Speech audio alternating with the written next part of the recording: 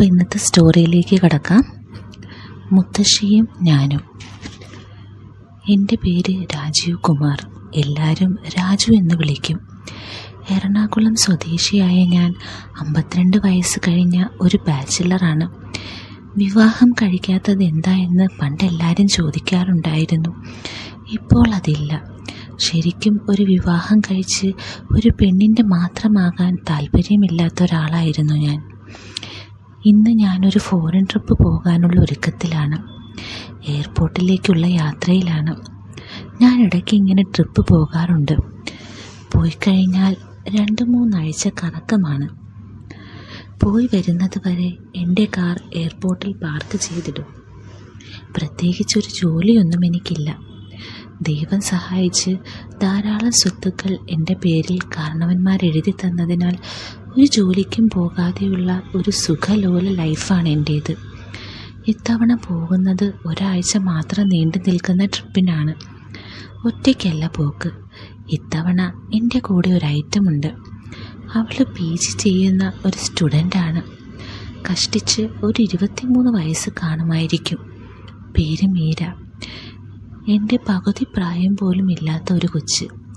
പക്ഷേ ജീവിതത്തിൽ പ്രായോഗികമായി ചിന്തിക്കുന്ന മിടുക്കിക്കുട്ടിയാണ്. മീരയ്ക്ക് അങ്ങനെ പറയത്തക്ക ബന്ധുക്കളൊന്നുമില്ല എന്നാണ് ഇവളെ അറേഞ്ച് ചെയ്തു തന്ന ബ്രോക്കർ വിൻസെൻ്റ് പറഞ്ഞത്. വിൻസെൻ്റ് ഒരു ഹൈ ക്ലാസ് പിമ്പാണ്. രാഷ്ട്രീയക്കാർക്കും ഉന്നത ഉദ്യോഗസ്ഥന്മാർക്കും വൻകിട ബിസിനസ്സുകാർക്കുമെല്ലാം ഇതുപോലുള്ള കിളികളെയൊക്കെ മുട്ടിച്ചു കൊടുക്കുന്ന ഒരു റോയൽ പിമ്പ്. അതുകൊണ്ട് തന്നെ അയാൾക്ക് എല്ലായിടത്തും നല്ല ഹോൾഡാണ്. എൻ്റെ സുഹൃത്തായ റോബർട്ട് വഴിയാണ് വിൻസെൻറ്റിനെ എനിക്ക് പരിചയം. റോബർട്ട് ഒരു വലിയ പണച്ചാക്കാണ്.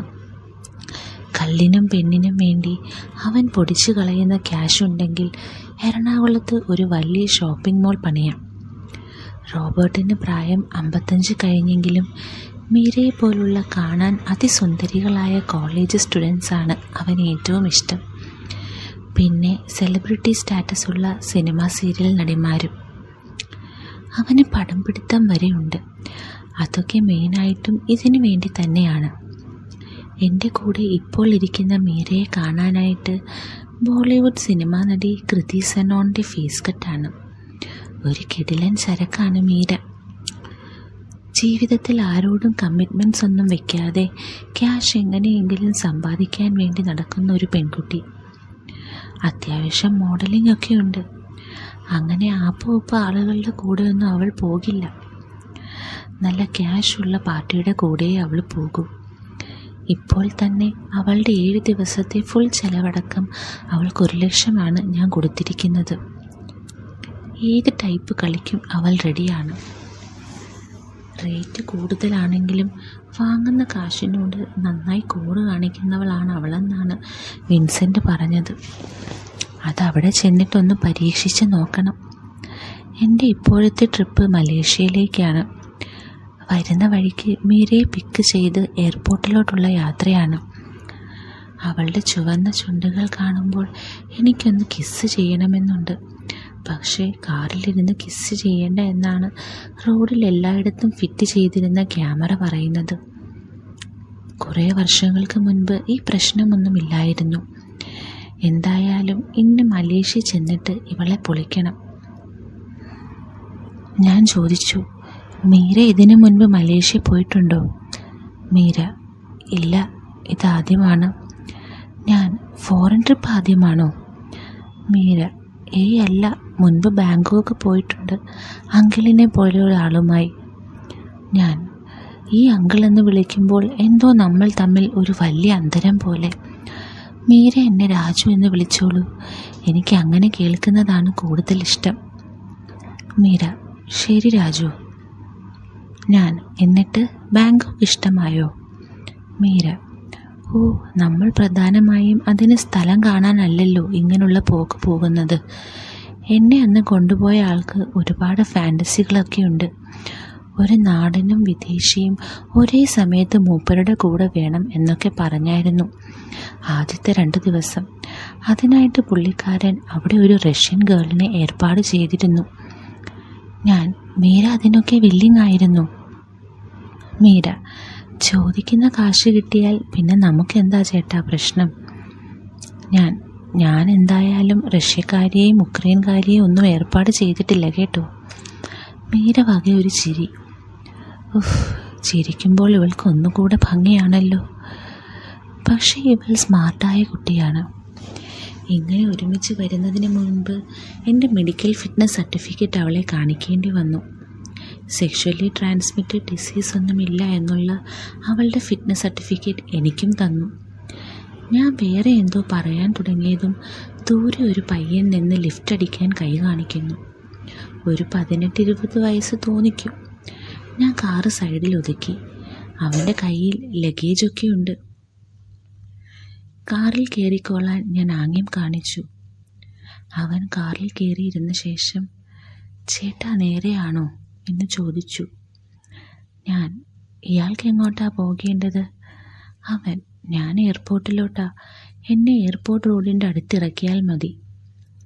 ഞങ്ങളും അങ്ങോട്ടേക്കാ. പിന്നീട് പരസ്പരം പരിചയപ്പെടലായിരുന്നു. അവൻ്റെ പേര് അഭിഷേക് എന്നാണ്.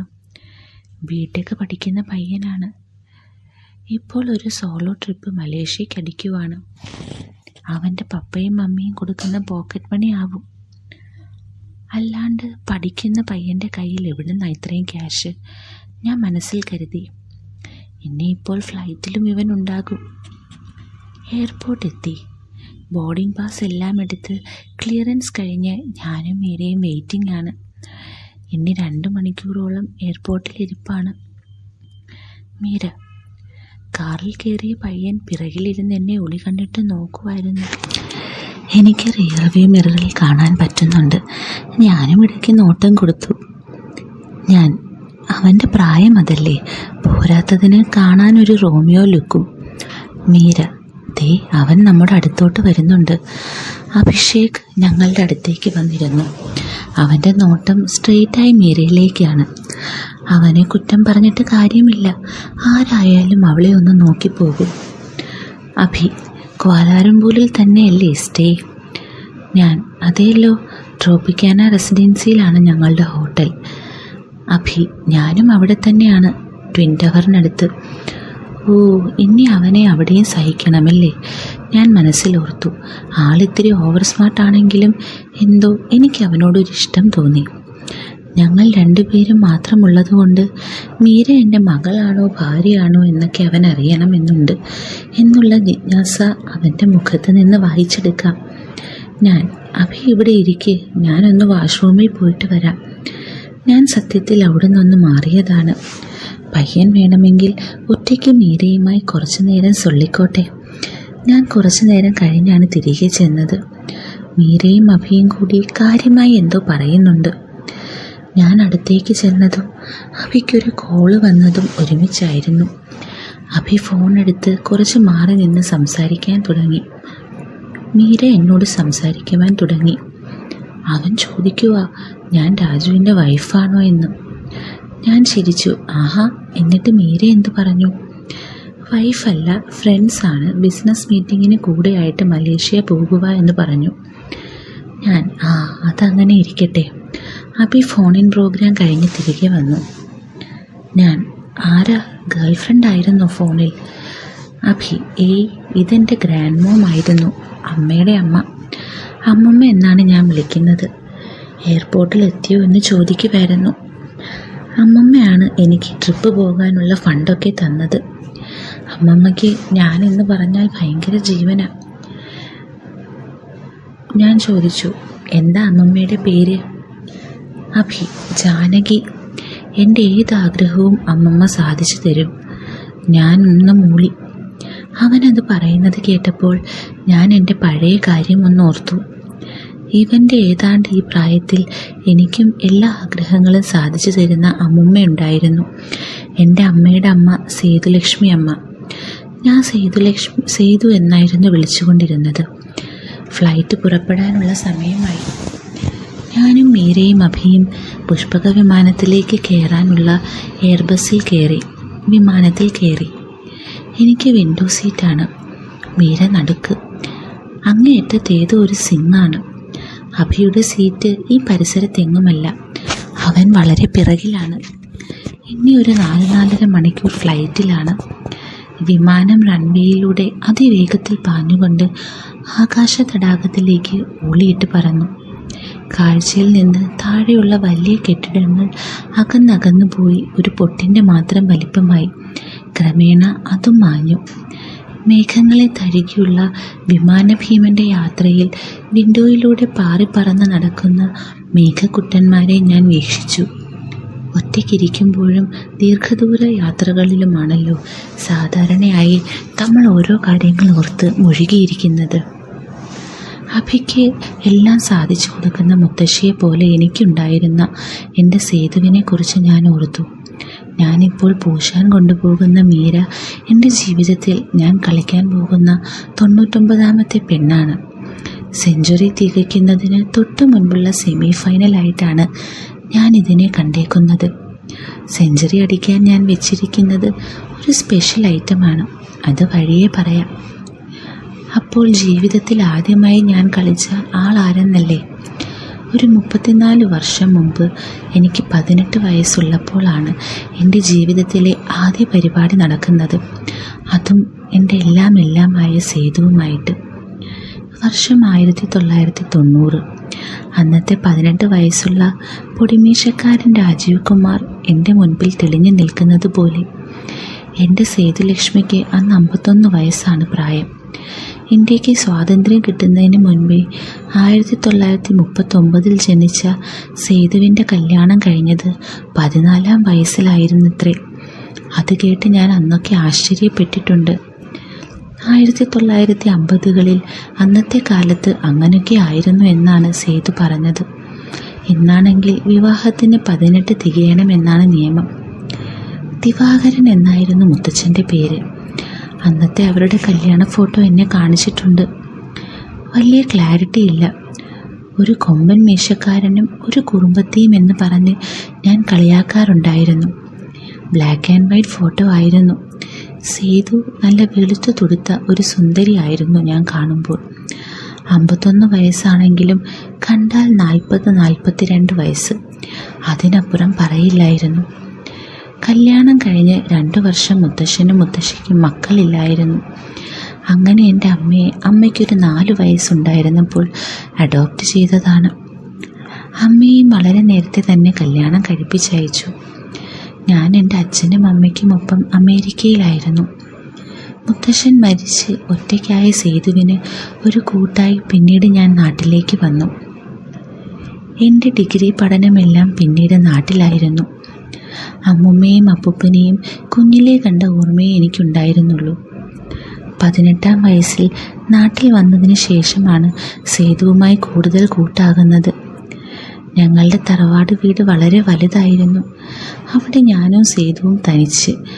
അമേരിക്കയിൽ ജനിച്ചു വളർന്ന എനിക്ക് എല്ലാം ഒരു ഫോർവേഡ് ചിന്ത ആയിരുന്നു.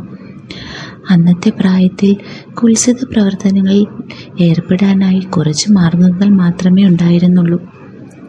ഒന്നുകിൽ ഇക്കിളി സിനിമകൾ, അല്ലെങ്കിൽ കൊച്ചു പുസ്തകം. ഡിഗ്രിക്ക് കൂടെ പഠിച്ച ഉണ്ണിത്താനാണ് ആദ്യമായി കൊച്ചു പുസ്തകം എൻ്റെ കയ്യിൽ വെച്ച് തന്നത്. ഉണ്ണിത്താൻ്റെ സംശയം രസകരമാണ്. അമേരിക്കയിൽ നമുക്ക് തോന്നുന്നവരെ എല്ലാം പിടിച്ചുമ്മ വെക്കാമല്ലോടാ. ഞാൻ ചിരിച്ചു പോയെന്ന്. അങ്ങനൊന്നും പറ്റില്ലടാ. സ്ഥിരം കൊച്ചു പുസ്തകം വായിച്ച് എനിക്കന്ന് ലഹരിയായി. ആ വലിയ വീട്ടിൽ സേതു അല്ലാതെ വേറെ ആരുമില്ലല്ലോ. ഇടയ്ക്ക് സേതുവിനെ സഹായിക്കാൻ വരുന്ന അമ്മണിച്ചേട്ടത്തിയുണ്ട്. എനിക്ക് പെൺപിള്ളേരുമായി അങ്ങനെ സഹവാസമൊന്നുമില്ലായിരുന്നു. ചെറിയ മുറി ബീഡി വലിക്കാൻ ഉണ്ണിത്താൻ എന്നെ പഠിപ്പിച്ചു. ഞാൻ ആരും കാണാതെ വലിക്കും. ഞങ്ങളുടെ തറവാട്ടുവക കുളമുണ്ട്. ഇടയ്ക്ക് അവിടെ മാറി നിന്ന് ഞാൻ വലിക്കും. കുളത്തിനോട് ചേർന്ന് പടിപ്പുരയുണ്ട്. അങ്ങനെ ഇരിക്കെ ഒരു സംഭവമുണ്ടായി. പതിവ് പോലെ ഉണ്ണിത്താൻ തന്ന ഒരു സ്വയംഭൻ കൊച്ചു പുസ്തകം വായിച്ചുള്ള കൈപ്പണിക്ക് ശേഷം ഒരു മുറി ബീഡി വലിക്കാനായി ഞാൻ കുളത്തിൻ്റെ അരികിൽ ചെന്നു. ബുക്കിലെ വായിച്ച രംഗങ്ങളെല്ലാം വീണ്ടും വീണ്ടും മനസ്സിലേക്ക് ഓടിയെത്തി. മനസ്സ് വീണ്ടും അസ്വസ്ഥമാവുകയായിരുന്നു.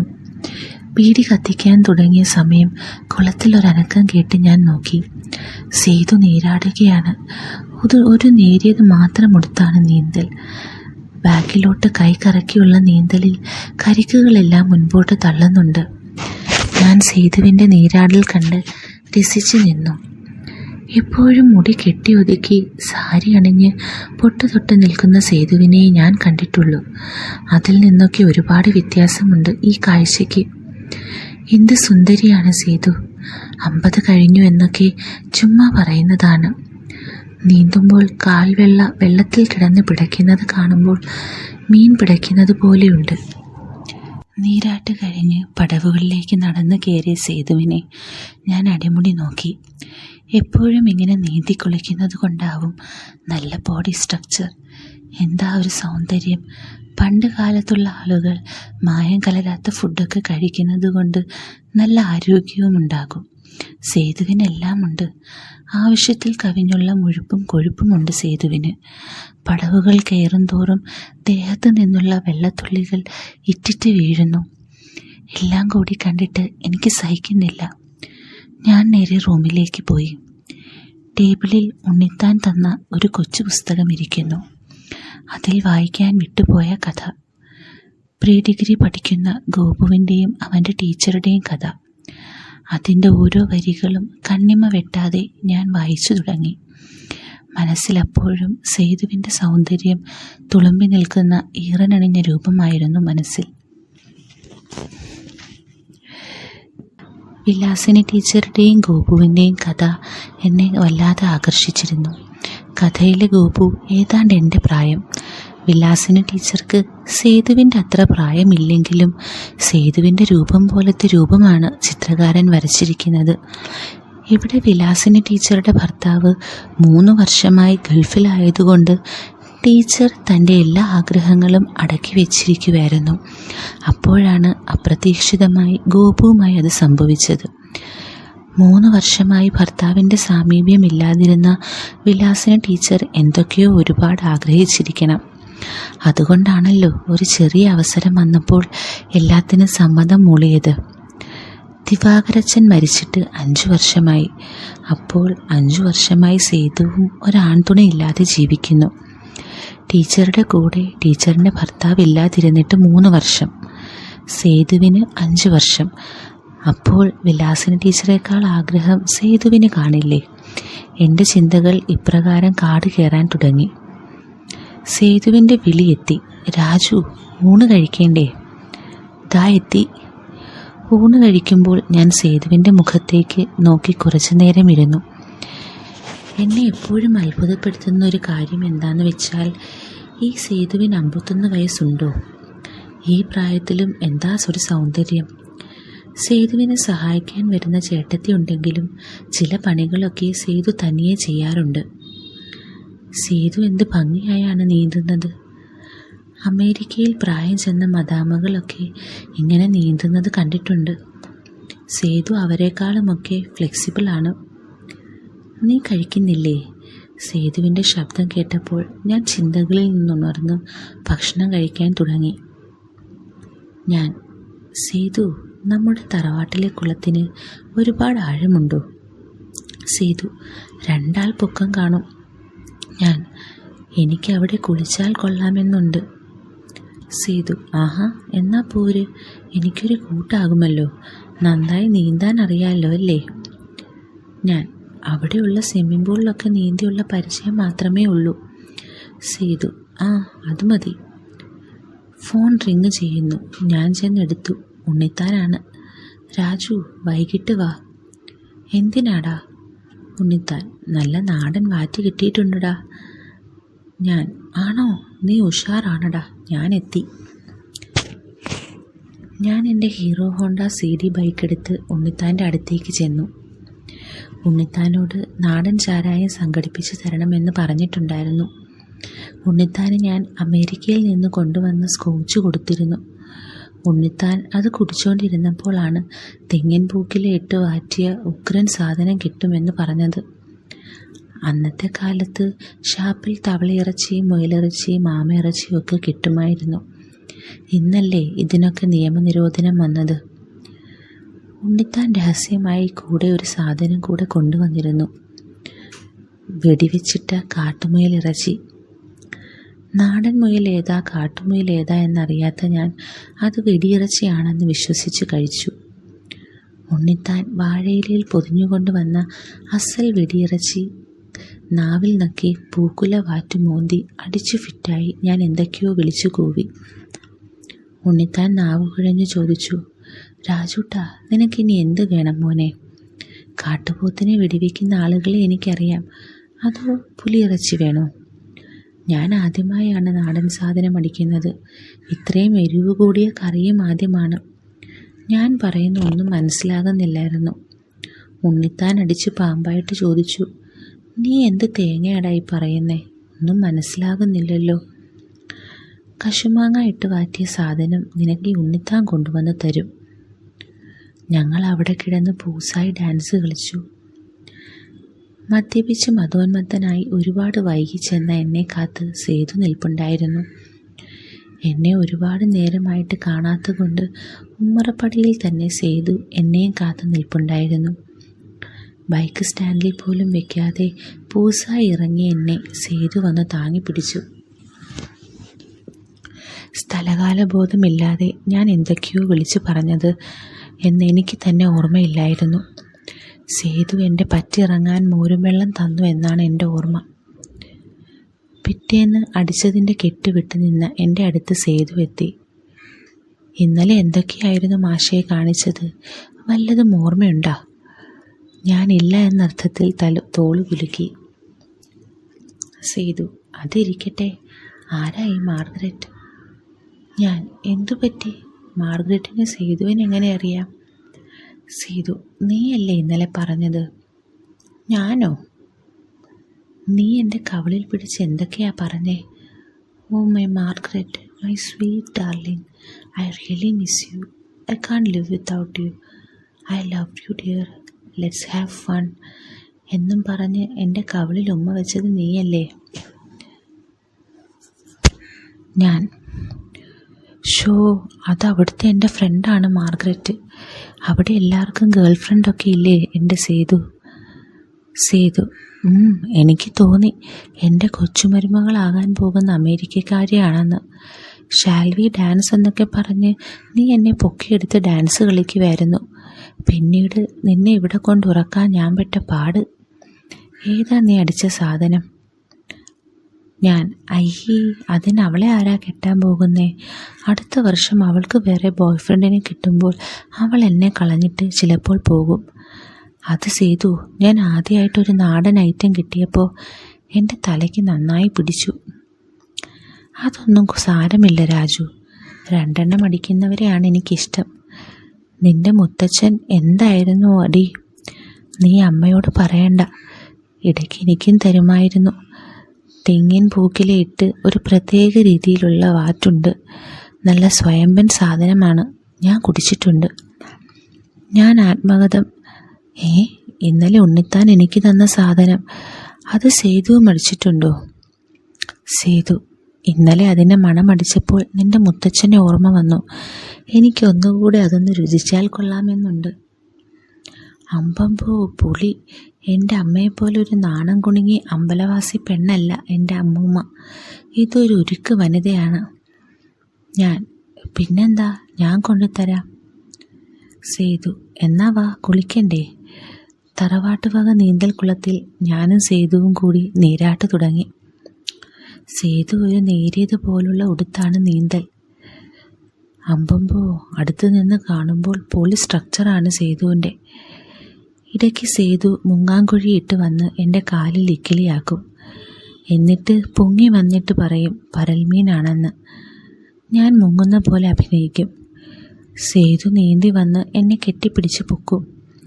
അപ്പോൾ ഞാനൊരു കള്ളച്ചിരി ചിരിക്കും. സേതു എൻ്റെ മൂക്കിൽ പിടിച്ചുകൊണ്ട്, ചെക്ക, വെറുതെ മനുഷ്യനെ പേടിപ്പിക്കാതെ. നിനക്ക് എന്തേലും പറ്റിയാൽ നിൻ്റെ അമ്മയോട് ഞാൻ എന്ത് സമാധാനം പറയും? എൻ്റെ സേതു കൂടെ ഉള്ളപ്പോൾ എനിക്കെന്ത് പറ്റാനാണ്?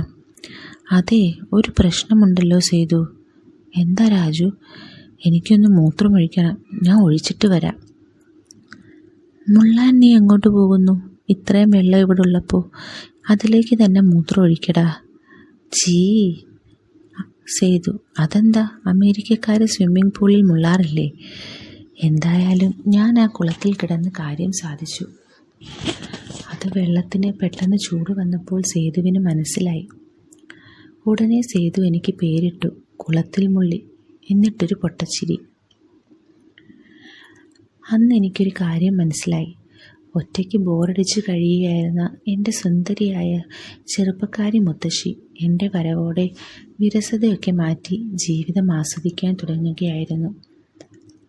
പിന്നീട് എൻ്റെ ഹീറോ ഹോണ്ട ബൈക്കിൽ സേതുവിനെ വെച്ച് കറങ്ങാനൊക്കെ പോയി തുടങ്ങി.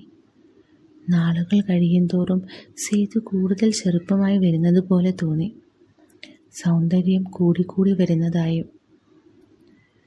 അങ്ങനെ ചില്ലായിട്ട് പോകുന്നതിനിടയിൽ എനിക്ക് സേതു എൻ്റെ ഗേൾ ഫ്രണ്ട് എന്ന നിലയിലൊക്കെ തോന്നി.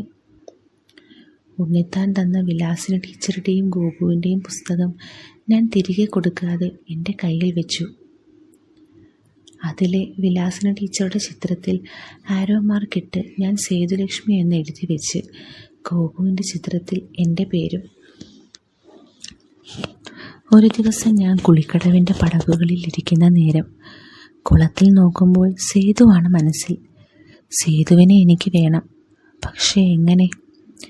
രക്തബന്ധമല്ല എന്നുള്ള കാര്യം അറിയാമെങ്കിലും അമ്മയുടെ വളർത്തമ്മയാണ്. അല്ല, സ്വന്തം അമ്മ തന്നെ.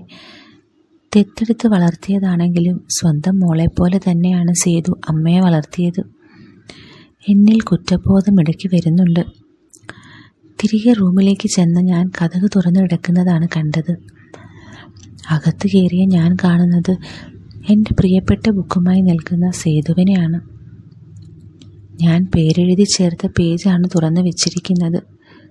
സേതുവിൻ്റെ മുഖത്ത് വേറൊരു ഭാവം, ഗൗരവമാണ്. എന്നെ കണ്ടതും സേതു, രാജു എന്താ ഇതൊക്കെ എന്ന് ഉച്ചത്തിൽ സംസാരിക്കാൻ തുടങ്ങി. ഇതായിരുന്നോ നിൻ്റെ ഉള്ളിലിരിപ്പ്? മീര എൻ്റെ കയ്യിൽ മുറുകെ പിടിച്ച് രാജു എന്ന് വിളിച്ചപ്പോഴാണ് ഓർമ്മകളിൽ നൂണ്ടുപോയ ഞാൻ ഞങ്ങളെയും വഹിച്ചുകൊണ്ടുള്ള വിമാനത്തിൻ്റെ ചക്രം റൺവേയിൽ മുട്ടി ഉരസിയപ്പോഴുള്ള ശബ്ദത്തിലും ചെറിയ കുലുക്കത്തിലും ഞെട്ടി ഉണർന്നത്.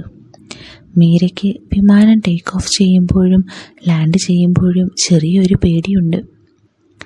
അങ്ങനെ മലേഷ്യൻ കര എത്തി. എയർപോർട്ടിലെ ക്ലിയറൻസ് എല്ലാം കഴിഞ്ഞ് പുറത്തേക്കിറങ്ങി. ഞാൻ മീരയോടായി ചോദിച്ചു, ആ പയ്യൻ എവിടെ? ചോദിച്ചു തീരലും അഭി നടന്നു വരുന്നത് എൻ്റെ ശ്രദ്ധയിൽപ്പെട്ടു.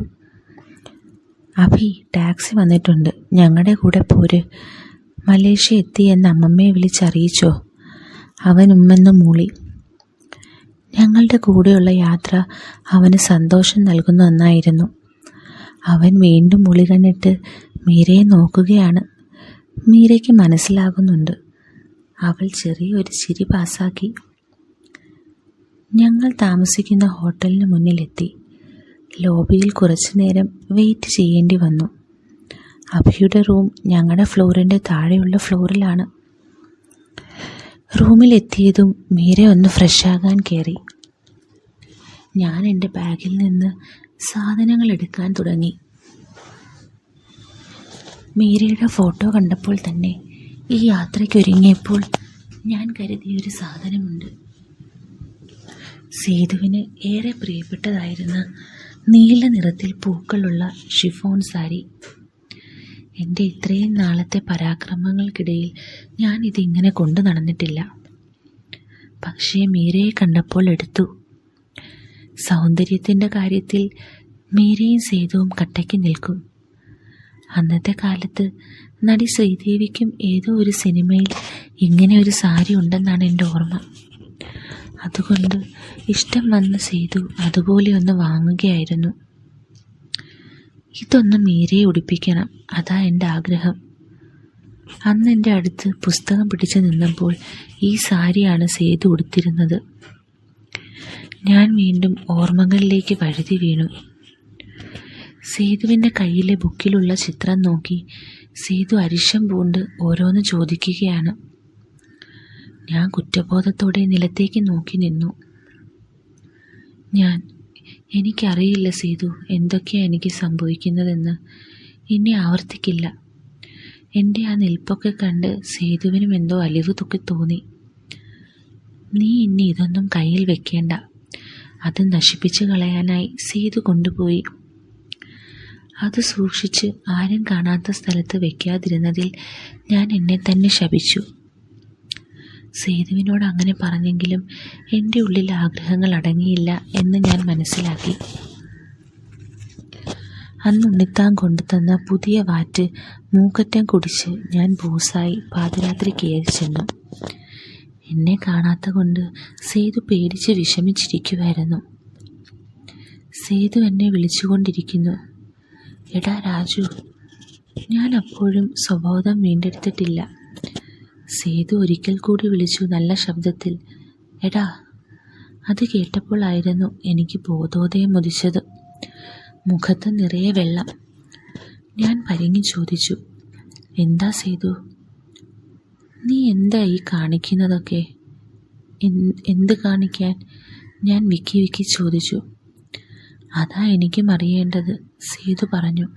വീണ്ടും മൂക്കറ്റം കുടിച്ചു. കുറച്ച് കുടിക്കുന്നത് നല്ലതാണെന്ന് ഞാൻ പറഞ്ഞത് തിരിച്ചെടുത്തു. ഞാൻ സേതുവിനെ തന്നെ തുറച്ചു നോക്കിക്കൊണ്ടിരിക്കുവാണ്. നീ എന്താ എന്നെ തുറച്ചു നോക്കിക്കൊണ്ടിരുന്നേ? എൻ്റെ ദേഹത്ത് വല്ലതും ഉണ്ടായിരുന്നോ? ഏയ് ഒന്നുമില്ല, ഞാൻ വെറുതെ ഇങ്ങനെ. സേതു പതിയെ ഒന്ന് മൂളി. നിന്റെ ചരക്ക് ബോഡി ഞാനൊന്ന് നോക്കിയതാടി, ഞാൻ മനസ്സിൽ പറഞ്ഞു. എനിക്ക് ചെറിയൊരു പുഞ്ചിരിയും വന്നു. ഇതാ നിന്റെ ബുക്ക്, ഞാൻ കത്തിച്ചില്ല. ഇതൊക്കെ വായിക്കുന്ന കൊണ്ടാ വേണ്ടാത്ത തോന്നൽ ഉണ്ടാവുന്നേ. ഞാൻ അതുകൊണ്ട് മാത്രമല്ല, എനിക്ക് സേതു ഭയങ്കര ജീവനാ. ഈ കുടിക്കുന്ന വാറ്റിനേക്കാൾ ലഹരിയാണ് എനിക്ക് സേതു. ഷോ, ഈ ചെക്കൻ എന്തൊക്കെയായി പറയുന്നേ? അപ്പോൾ മാർഗ്രറ്റിൻ്റെ കാര്യമോ? മാർഗ്രറ്റൊക്കെ സേതുവിൻ്റെ ഈ സൗന്ദര്യത്തിന് മുൻപിൽ സല്യൂട്ടടിച്ച് നിൽക്കും. എനിക്ക് സേതുവിനെ മതി. നിനക്കത്ര ഇഷ്ടമാണോ എന്നെ? ഒരുപാട്. ഞാനൊന്ന് കിസ് ചെയ്തോട്ടെ പ്ലീസ് എന്ന് പറഞ്ഞ് സേതുവിനെ കെട്ടിപ്പിടിച്ചു. എന്താ ഈ കാണിക്കുന്നേ എന്ന് പറഞ്ഞ് സേതു കുതറി മാറാൻ ശ്രമിച്ചു. എങ്കിലും ഞാൻ കെട്ടിപ്പിടിച്ചുകൊണ്ടിരുന്നു. എൻ്റെ പൊടി മീശയും താടി രോമങ്ങളും സേതുവിൻ്റെ കഴുത്തിനെ ഉരസിക്കൊണ്ടിരുന്നു. കുതറി മാറാൻ ശ്രമിക്കുന്ന സേതുവിൻ്റെ ആ എതിർപ്പിൻ്റെ സ്വരം അടങ്ങി വരുന്നതായി എനിക്ക് തോന്നി. സേതുവിൻ്റെ ശ്വാസോച്ഛ്വാസത്തിൻ്റെ രീതി ക്രമാതീതമായി ഉയരുന്നത് എനിക്ക് അനുഭവപ്പെട്ടു. സേതു വല്ലാതെ വിയർത്തു തുടങ്ങിയിരുന്നു. പെട്ടെന്ന് ബാത്റൂമിൻ്റെ ഡോർ തുറന്ന് മീര പുറത്തേക്കിറങ്ങി. ഡോർ തുറന്ന ശബ്ദം കേട്ട് ഞാൻ ചെറുതായി ഒന്ന് ഞെട്ടി. അവൾ ഒരു ബാത്ത് ടവൽ മാത്രം ചുറ്റിയാണ് പുറത്തേക്ക് ഇറങ്ങിയിരിക്കുന്നത്. അകത്ത് ബാത്ത് ടബുണ്ട്. അവിടെ കിടന്ന് വിസ്തരിച്ച് കുളിച്ചതിന് ശേഷം ബാത്ത് സോപ്പിൻ്റെ പരിമളം മുറിയാകെ പരത്തിയുള്ള നിൽപ്പാണ്. മുടിയൊക്കെ അഴിഞ്ഞു കിടക്കുന്നത് കൊണ്ട് പ്രത്യേക ഭംഗി. വലിയ കനമൊന്നുമില്ലാത്ത ഒരു സ്വർണ്ണ ചെയിൻ അവളുടെ കഴുത്തിൽ കിടപ്പുണ്ട്. അവളുടെ ആ മെലിഞ്ഞു നീണ്ട ഭംഗിയുള്ള കഴുത്തിന് ചേരുന്ന സ്വർണ്ണ ചെയിനാണ്. എൻ്റെ കയ്യിലിരുന്ന സാരി അവളുടെ ശ്രദ്ധയിൽപ്പെട്ടു. രാജു, ഇതാരുടേതാ? ഇത് ഓൾഡ് ഫാഷൻ ആണല്ലോ. ഞാൻ, മീരയെ ഇതൊടുത്ത് കാണാനൊരാഗ്രഹം, ഇതൊന്നെടുക്കാമോ? മീര, പിന്നെന്താ, ഇനി ഒരാഴ്ച രാജു പറയുന്നതെല്ലാം ഞാൻ അനുസരിക്കണമല്ലോ. എന്നാൽ ഞാനൊന്ന് ഫ്രഷായി വരാം. ഞാൻ ഫ്രഷായി കഴിഞ്ഞ് റൂമിലിറങ്ങിയപ്പോൾ മീര ആ സാരി അണിഞ്ഞ് നിൽപ്പുണ്ടായിരുന്നു. സേതു അല്ലാതെ ഈ സാരി ഉടുക്കുന്ന വേറൊരു പെണ്ണ് ഇവളാണ്. ആ സാരിയിൽ നടന്നിരുന്ന സേതു എൻ്റെ മനസ്സിലേക്ക് ഓടി വന്നു. ഈ പീക്കിരി പെണ്ണ് അന്ന് ജനിച്ചിട്ട് കൂടിയില്ല. എന്തിനേറെ പറയുന്നു, ഇവളുടെ അമ്മ പോലും അന്ന് ചിലപ്പോൾ വയസ്സറിയിച്ചിട്ടുണ്ടാവില്ല. എങ്ങനുണ്ട്, കൊള്ളാമോ? മുല്ലപ്പൂ മുട്ടുപോലുള്ള അവളുടെ പല്ലുകൾ ഇളിച്ചുകൊണ്ട് കൊഞ്ചിക്കൊണ്ടുള്ള ചോദ്യം കേട്ട് ഞാൻ അവളെ അടിമുടി ഒന്ന് നോക്കി. അന്ന് ആദ്യമായി സേതുവിനെ കെട്ടിപ്പിടിച്ച രംഗങ്ങളും മനസ്സിൽ തെളിഞ്ഞു വന്നു. ഇതിൻ്റെ ബാക്കി ഭാഗം പതിവ് പോലെ നമ്മളുടെ ടെലഗ്രാം ചാനലിലായിരിക്കും ഉണ്ടാവുന്നത്. അപ്പം എല്ലാവരും അത് കേൾക്കുക. With love, Aleena Ancy.